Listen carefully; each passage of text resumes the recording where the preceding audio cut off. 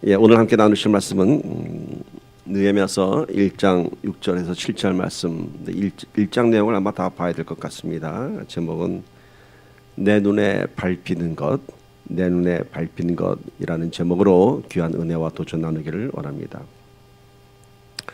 오늘 말씀에 좀 시대적인 배경을 보고 좀 말씀 나누기를 원합니다. 이 느헤미야서의 배경은 이제 이렇습니다. 이스라엘이 바벨론의 포로로 끌려간 지 70년 만에 다시 예루살렘으로 이제 돌아오게 됩니다. 바사 제국, 지금의 페르시아 제국의 고레스 왕의 특별한 칙령으로 하나님께서 고레스 왕을 움직이셔서 이제 예루살렘으로 돌아왔습니다. 70년 만에 돌아왔는데 돌아온 예루살렘은 황폐한 도시가 되고 말았습니다. 70년이라는 시간을 지나고 나서 고향 땅에 들어왔는데 그 예루살렘의 그 현실은 참 처참했습니다. 70년 만에 예루살렘에 돌아왔는데 우리 생각 같으면은 빠른 시일 내에 예루살렘이 회복되고 다 많은 사람들이 제 고향 땅으로 돌아왔을 것 같은데 그렇지는 않습니다.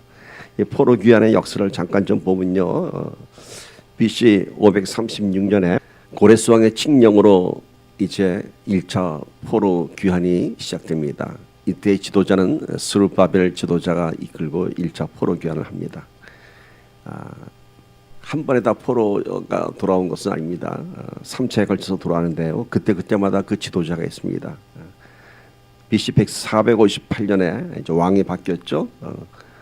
아닥사스도 왕 7년째 에스라가 지도자가 되어서 2차 귀환을 합니다.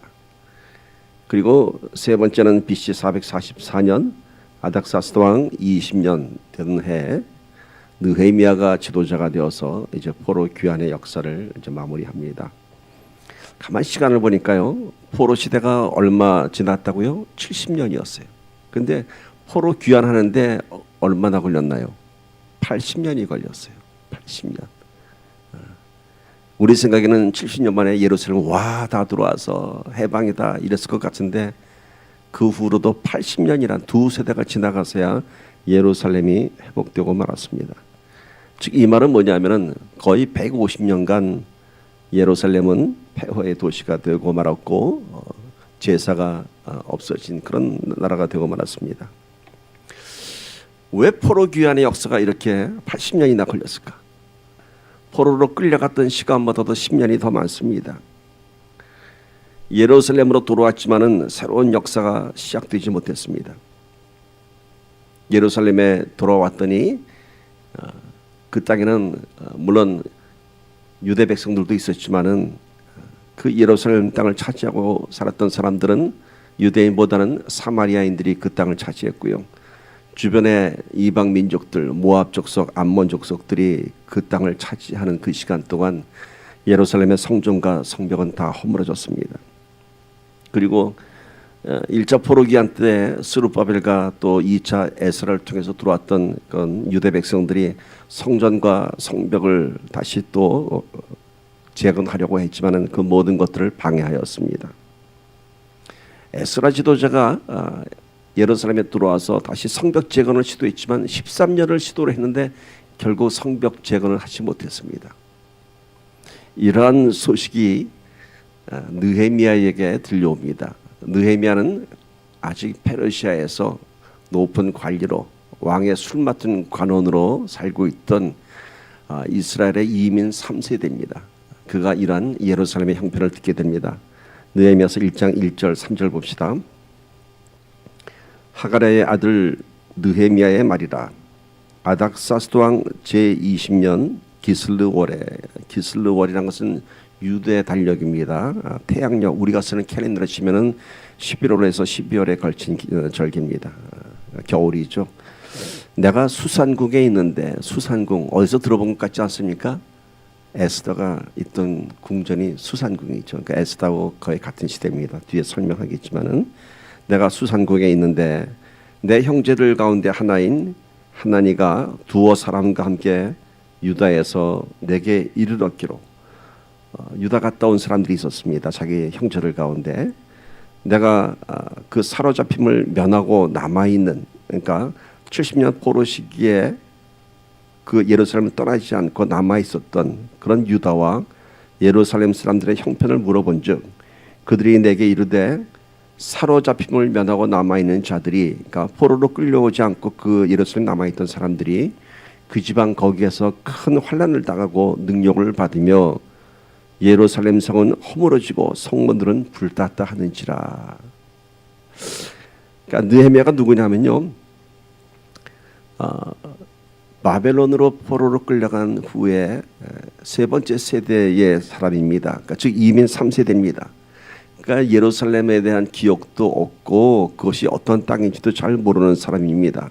그리고 그는 지금 아닥사스다 왕의 술 맡은 관원, 굉장히 높은 벼슬입니다. 술 맡은 관원이라 하면 좋은 술을 만들어 바치는 사람이 아니라 왕이 마시는 그 술에 어떤 독이 있는가 없는가를 다 미리 이렇게 선별해내는 그런 왕의 목숨을 책임지는 사람입니다. 그러니까 왕의 신뢰를 받는 아주 높은 자리입니다.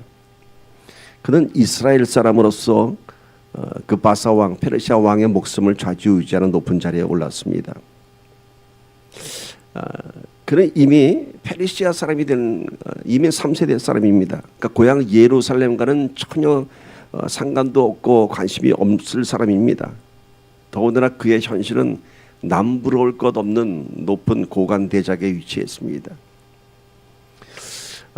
좀 우리하고 좀 이렇게 적용해 보면은 우리 미국 이민 3세대들 이 사람들은 거의 다 한국말을 잘 못하죠.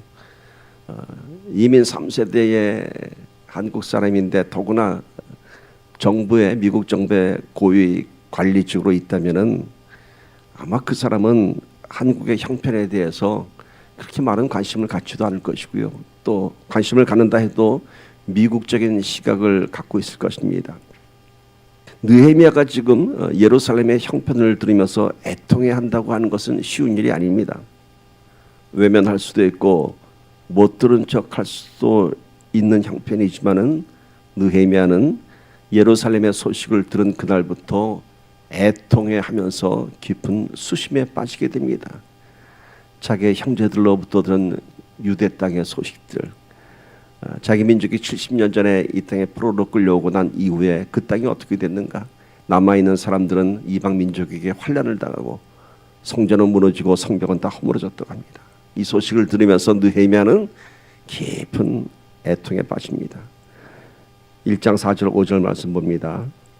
내가 이 말을 듣고 앉아서 울고 수일 동안 슬퍼하며 하늘의 하나님 앞에 금식하며 기도하여 이르되 하늘의 하나님 여호와 크고 두려우신 하나님이여 주를 사랑하고 주의 계명을 지키는 자에게 언약을 지키시며 긍휼을 베푸시는 주여 간구하나이다. 느헤미야는 애통하면서 하나님께 간구를 합니다. 그런데 이 느헤미야의 애통함은 잠시 동안의 애통함이 아니었습니다. 즉 조국의 소식을 들으면서 아 그래 우리 예루살렘이 이렇게 됐어 하고 잊어버린 것이 아니라 이 애통함은 무려 4개월을 괴로워하면서 금식을 하며 기도했습니다. 4개월간 금식을 했습니다. 여러분 이 4개월 동안 금식한다고 하는 것은 건강이 다 망가지는 것을 의미합니다. 느헤미야의 얼굴이 많이 수족하고 망가졌습니다. 왕 앞에 나가야 될 신하가 얼굴이 다 망가졌습니다. 40일 금식도 아니고 4개월이에요. 하나님께서 지켜주신 금식이죠. 그러자 아닥사스다 왕이 느헤미야에게 물어봅니다. 네 얼굴에 지금 수심이 가득하니 무슨 일이냐? 왕 앞에 나오는 신하로서 왕 앞에 나올 때는 자신의 감정의 상태를 드러내서는 안 됩니다. 아무리 개인적으로 힘든 일이 있다 하여도 왕 앞에 나올 때는 가장 좋은 모습으로 나와야 합니다. 그러나 4개월을 금식한 이 애통해한 느헤미야는 그 얼굴을 감출 수가 없었습니다. 느헤미야서 2장 1절에서 3절 봅시다. 아닥사스다 왕 제20년 니산월에 왕 앞에 포도주가 있기로, 아까 그 유대 달력이 나왔죠. 아까 기슬루월이라고 그랬죠. 그때부터 4개월이 지난 게 니산월입니다.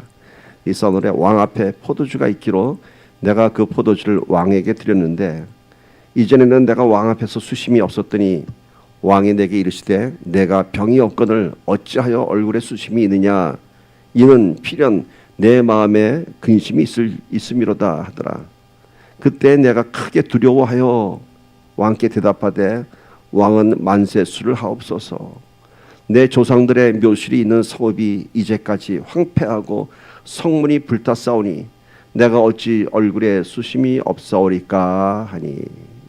자, 얼굴이 망가진 수심이 가득한 느헤미야를 보면서 왕이 묻습니다. 네가 어찌하여 얼굴이 그렇게 망가지고 수심이 가득하냐. 그러니까 느헤미야가 뭐라고 얘기하죠? 크게 두려워하면서. 뭘 두려워했을까요?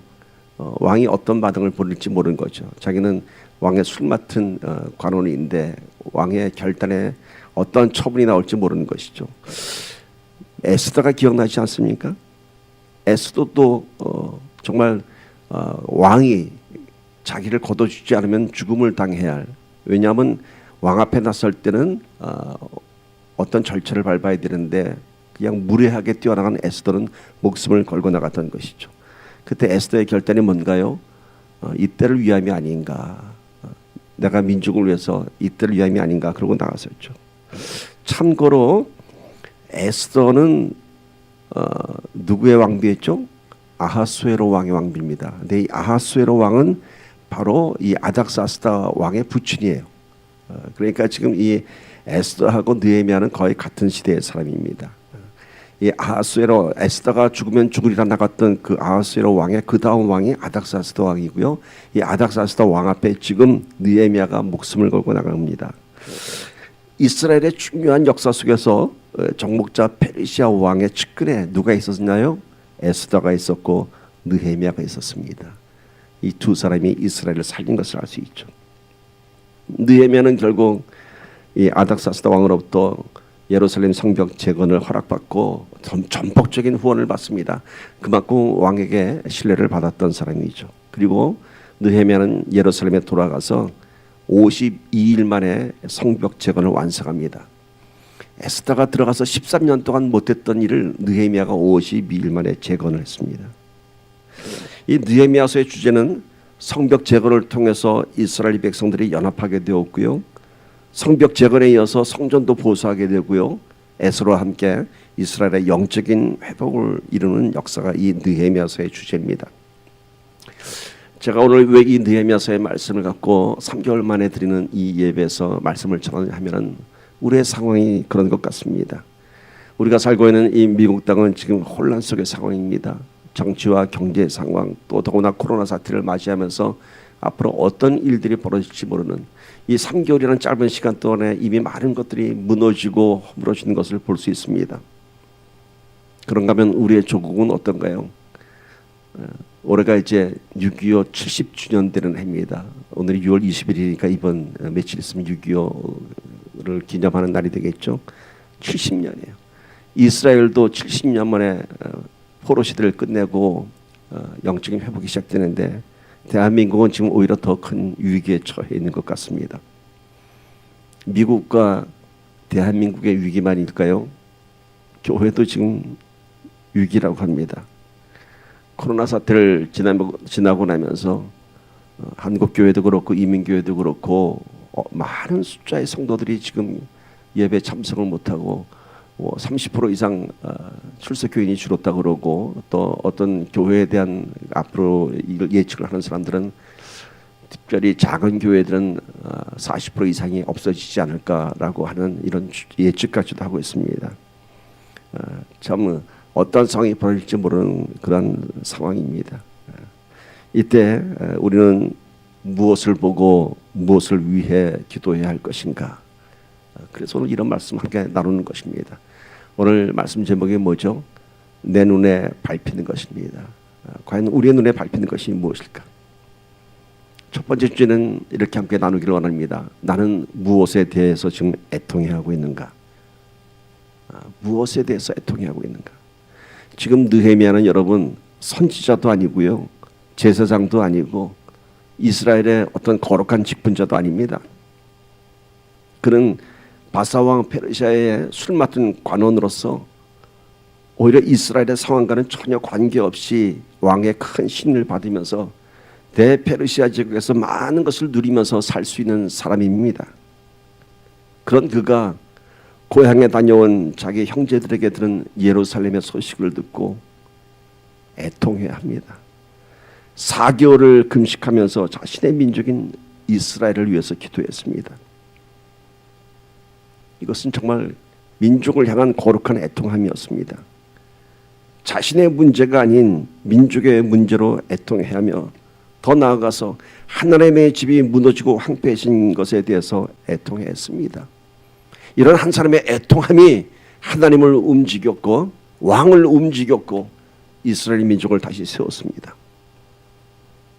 오늘 우리는 무엇 때문에 애통해하며 무엇 때문에 눈물을 흘리고 무엇을 걱정하고 있는지요? 우리는 먼저 자기 자신의 문제 때문에 우리는 내 형편과 내 문제 때문에 애통해야죠. 거기서 조금 더 나가야 됩니다. 조금 더 신앙이 성숙한 사람은 내 문제보다는 다른 사람의 아픔 때문에 애통해야 합니다.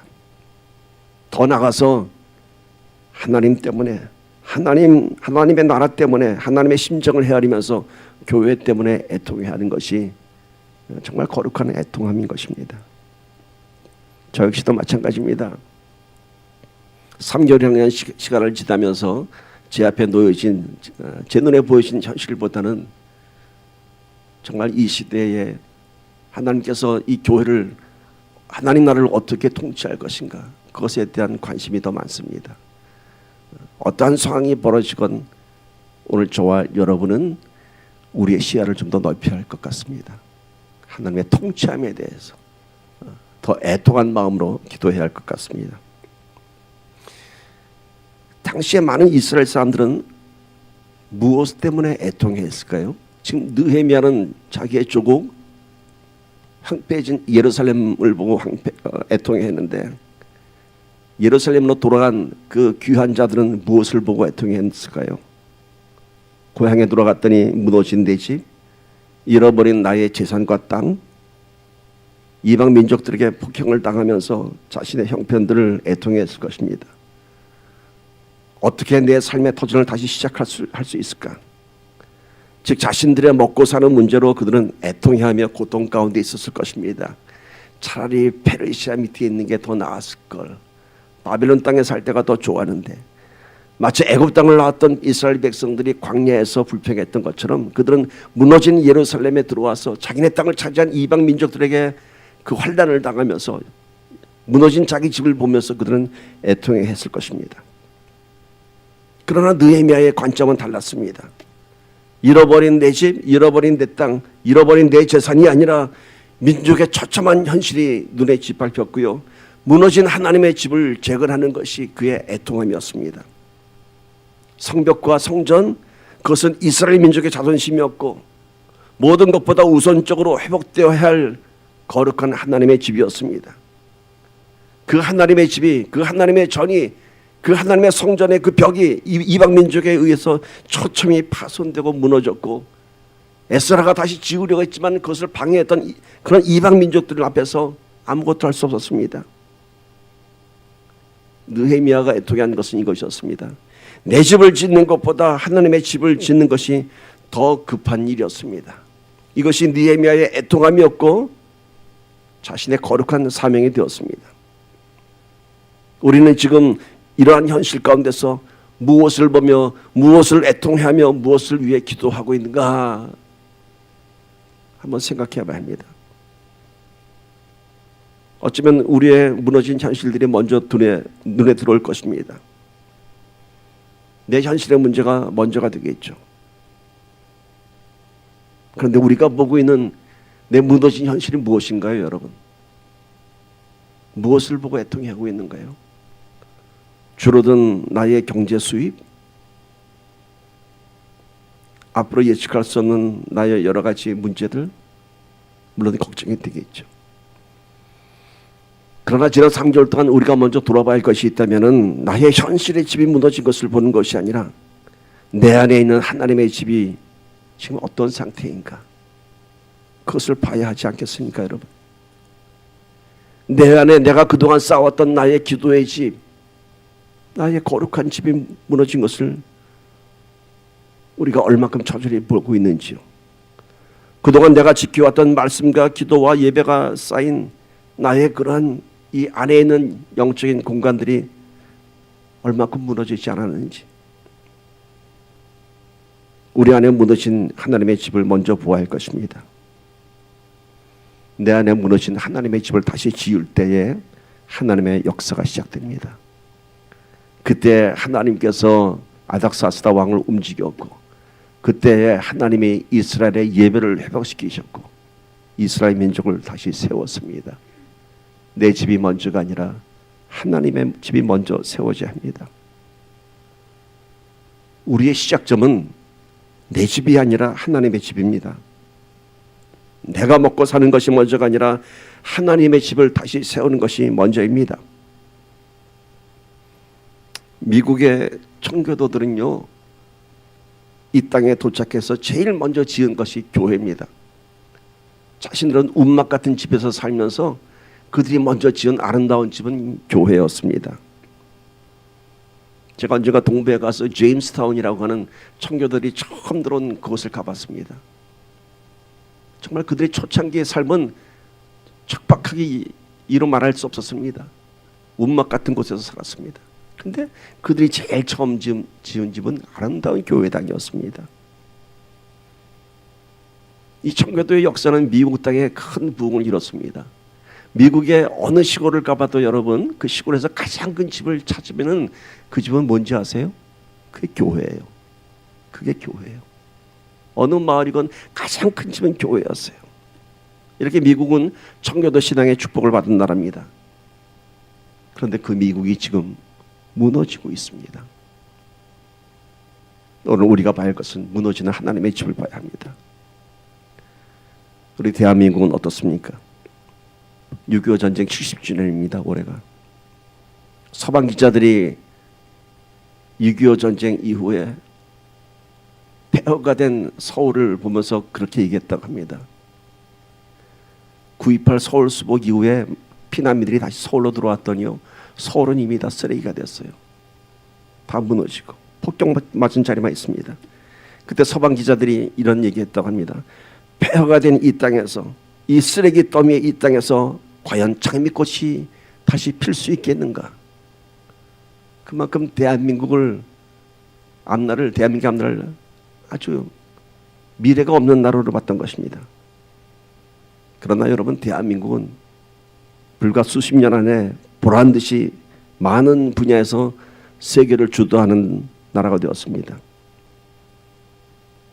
미국이 청교도의 축복을 받았다면 한국은 골목에 있는 십자가로 축복받았습니다. 골목마다 세워진 십자가가 대한민국의 놀라운 번영과 발전을 이루었습니다. 그런 우스운 얘기가 있잖아요. 한국을 처음 찾은 어느 서방 기자가 어느 저녁에 한국 주택가를 보면서, 아니 왜 이렇게 골목마다 병원이 많으냐고, 빨간 십자가를 보면서 왜 이렇게 병원이 많으냐고. 그런데 여러분, 그렇게 골목에 빨간 십자가가 세웠던 나라가 지금 다시 위기를 맞고 있습니다. 미국이 위기를 맞고 있고요, 대한민국이 위기를 맞고 있고, 또한 코로나 사태 이후에 지금 교회들이 위기를 맞고 있습니다. 3개월의 온라인 예배를 드리면서 무너진 예배와 무너진 하나님의 집들, 오늘 우리의 눈길이 가는 것이 어디인가? 하나님의 집보다는, 교회보다는, 예배보다는 내일이 먼저 들어오고 내 현실의 문제가 더 중요하게 생각된다면은, 내 문제로 먼저 애통한다면은 문제의 열쇠를 잘못 찾는 것입니다. 내 삶 속에 하나님의 집이 회복될 때 하나님의 역사, 하나님의 통치가 시작되는 것입니다. 거룩한 애통함은 하나님의 축복입니다. 하나님의 집이, 내가 내 집 때문에 애통하기 이전에 하나님의 집이 먼저 세워져야 됩니다.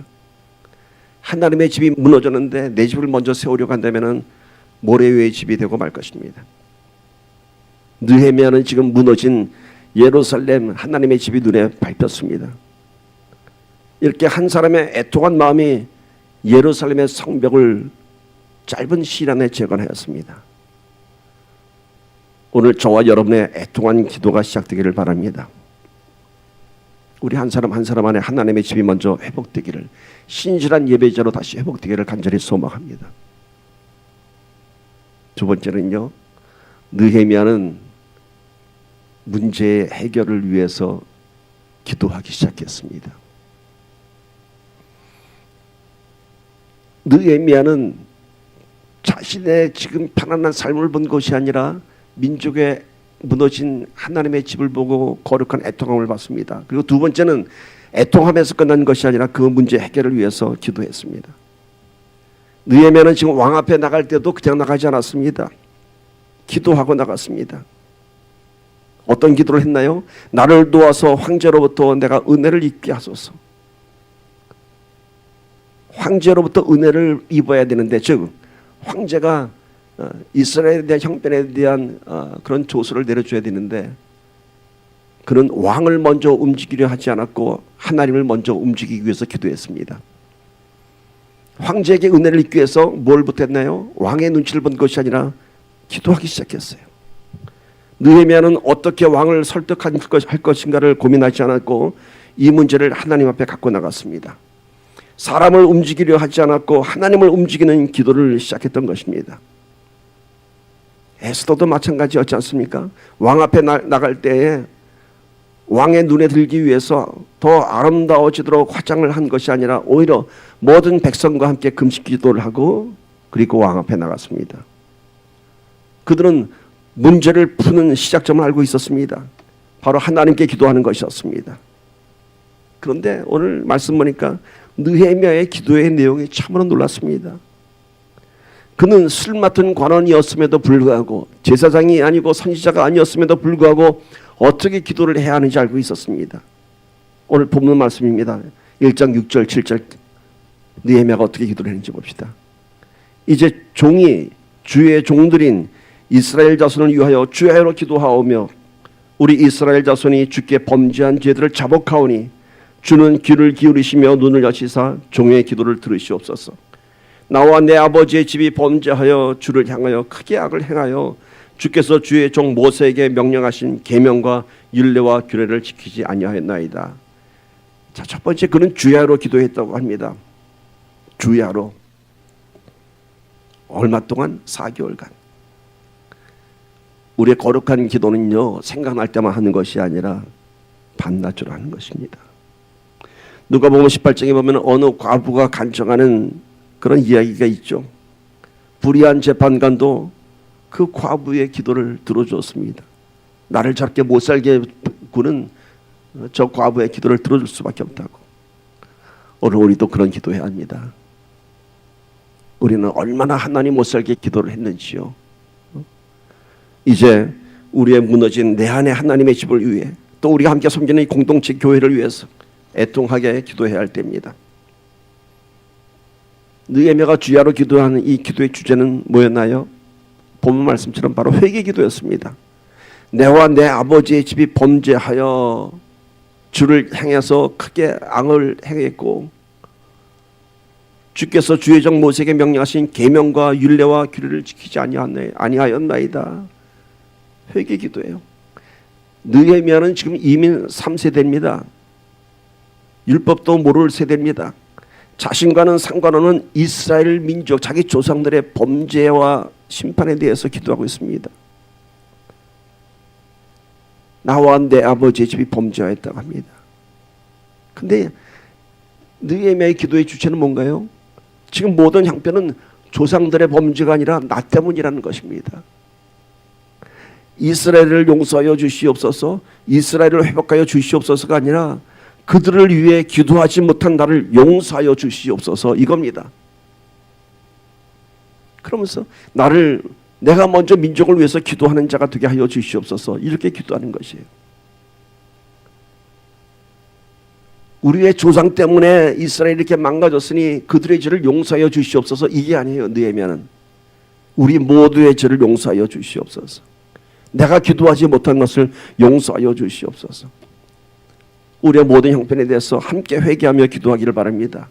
기도하지 못한 건, 애통한 마음을 갖지 못한 것, 나만 생각하며 산 것, 그 모든 것에 대해서 우리가 함께 회개하며 기도해야 할 줄 믿습니다.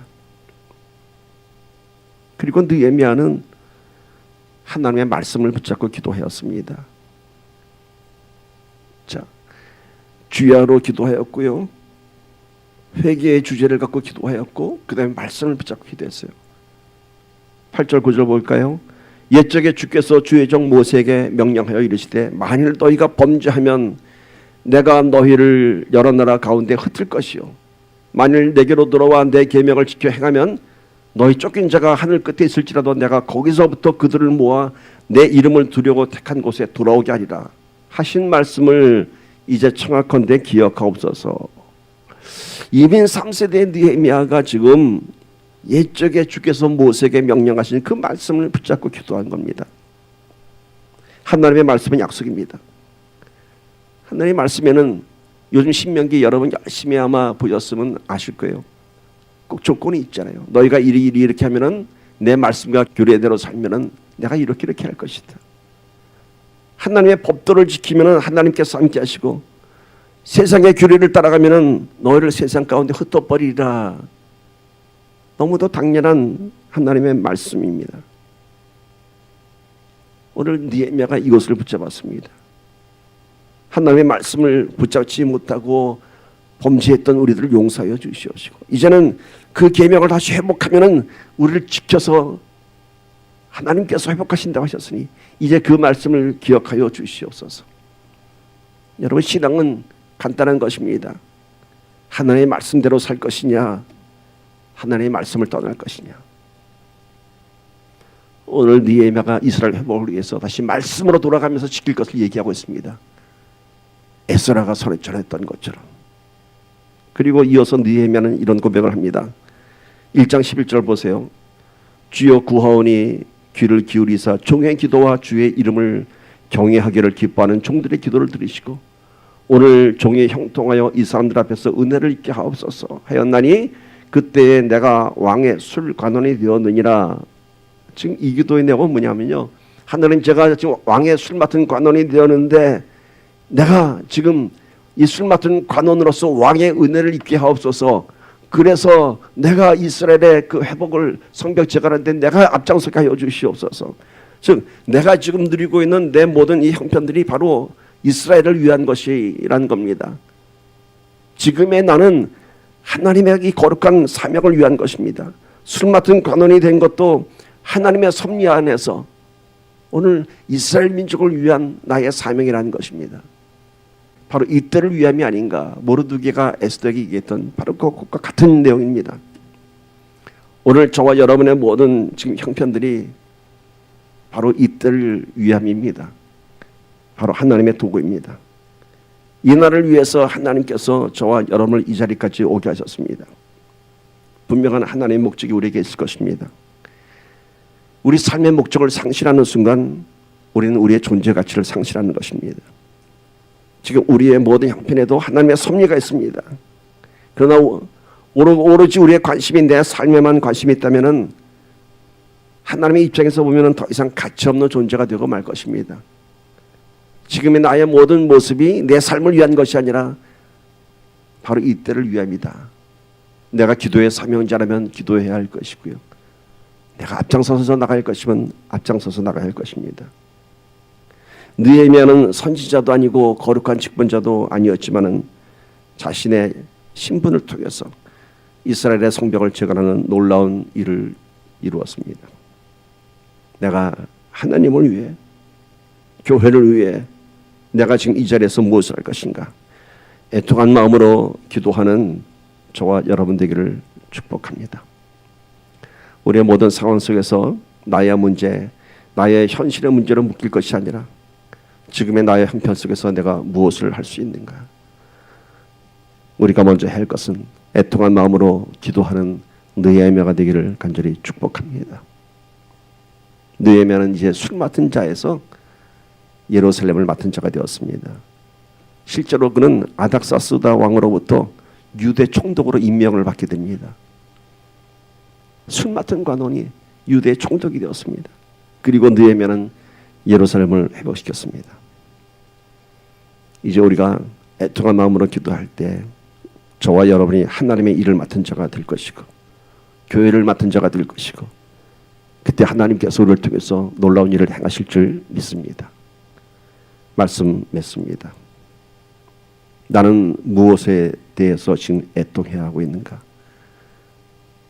내 안에 무너진 하나님의 집을 나는 보고 있는가? 느헤미야는 자기가 본 이 애통한 문제 해결을 위해서 왕을 설득하지 않았고 하나님께 기도했습니다. 그는 그렇게 주야로 기도하였습니다. 그의 기도의 주제는 회개였고 그 회개의 대상은 누구도 아닌 바로 자기였습니다. 나의 회개. 그리고 느헤미야는 하나님의 약속의 말씀을 붙잡고 기도했습니다. 지금의 나는 하나님을 위한 것이다. 세상을 움직이려 하지 말고 하나님을 움직여라. 하나님의 집을 세우는 자가 세상을 다스릴 수 있습니다. 오늘 말씀 제목이 뭔가요? 내 눈에 밟히는 것입니다. 우리 함께 잠시 기도하는 시간 갖도록 합시다. 지금 내 눈이 무엇을 보고 있는가? 내 마음이 어디에 가 있는가? 내가 무엇에 대해서 애통해하고 있는가? 하나님 눈길 머무신 그곳에 내 눈이 머물고 하나님 손길 닿으신 그곳에 내 손이 닿기를 바랍니다. 하나님 마음 두신 그곳에 내 마음이 정해지길 바랍니다.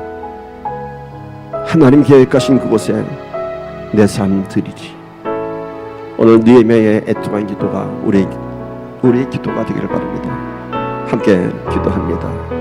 하나님